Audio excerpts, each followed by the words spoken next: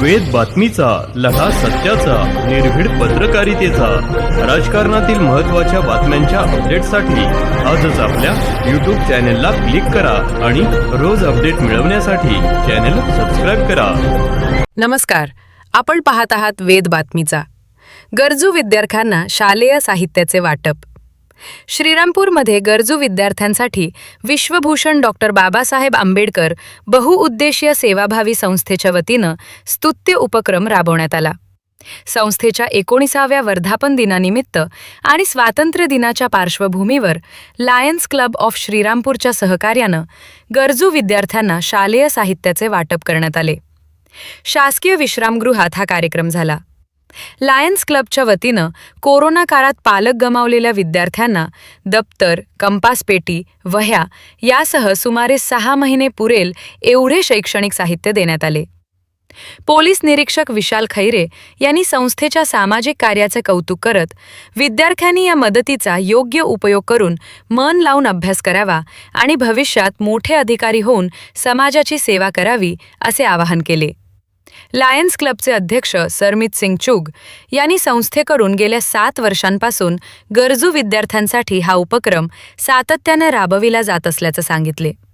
यावेळी मर्चंट असोसिएशनचे अध्यक्ष प्रवीण गुलाटी, कार्यक्रमास मर्चंट असोसिएशनचे संचालक गौतम उपाध्ये, संचालक बाळासाहेब खाबिया, लायन्स क्लबचे सचिव सोमेश देशमुख, खजिनदार राहुल होले, विश्वभूषण डॉक्टर बाबासाहेब आंबेडकर बहुउद्देशीय सेवाभावी संस्थेचे अध्यक्ष सुभाष त्रिभुवन, पत्रकार दिलीप लोखंडे, शालिनी ससाने यांच्यासह पदाधिकारी, लायन्स क्लबचे सदस्य, संस्थेचे पदाधिकारी, विद्यार्थी आणि पालक उपस्थित होते. गरजू विद्यार्थ्यांच्या शिक्षणाला हातभार लावणाऱ्या या उपक्रमाचे उपस्थितांकडून कौतुक करण्यात आले. दिलीप लोखंडे, वेद बातमीचा, श्रीरामपूर. उपक्रम मला दिसत आहे अतिशय वाखाणण्याजोगा आणि कौतुकास्पद उपक्रम आहे. मान्यवरांच्या बोलण्यातून अशी माहिती मिळाली की सातत्याने चालणारा उपक्रम म्हणजे मागील वर्षी पण झाला असेल आणि त्याच्या मागील वर्षी पण झाला असेल. मी विद्यार्थ्यांना आवाहन करेन की आपण या सगळ्या साहित्याचा चांगला वापर करावा, अभ्यास करावा, मोबाईलपासून दूर राहावं आणि आपलं भविष्य चांगलं घडवावं. डॉक्टर बाबासाहेब आंबेडकरांनी सांगितलं होतं की शिक्षण हे वाघिणीचं दूध आहे, जो पेल तो दूध भरल्याशिवाय राहणार नाही. आज तुमच्यामधून कुणी भविष्यामध्ये खूप अभ्यास करून मोठा पोलीस अधिकारी किंवा कलेक्टर किंवा तहसीलदार या पदावर गेला तर मला निश्चित अभिमान वाटेल. त्याच्यामुळे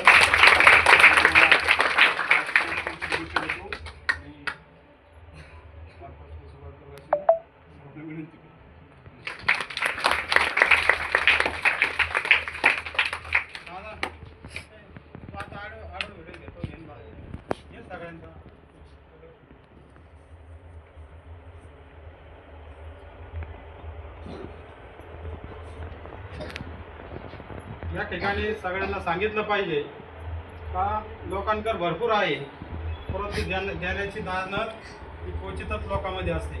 त्याच्यातच एक या ठिकाणचे जे कायम सातत्याने सामाजिक कार्यामध्ये हातभार लावतात तर त्यांना या ठिकाणी मी सर्व श्रीरामपूरकरांच्या वतीनं आणि आपल्या सर्वांच्या वतीनं त्यांचा आभार व्यक्त करतोच. पण खऱ्या अर्थानं या ठिकाणचे जे अप्पर पोलीस अधीक्षक आहेत तर ते एक म्हणजे अर्धा तासाने या ठिकाणी येतील. पण त्यांचं या ठिकाणी आवर्जून सांगितलं पाहिजे का त्यांची मुलगी 21 दिवसाची असताना तिला आजार झाला आणि त्या आजारामध्ये ती दगावली.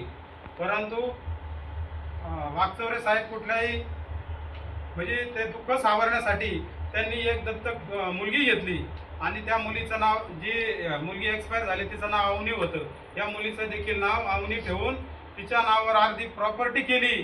हे करायला सुद्धा दानत लागती आणि उद्धारपणा लागतो.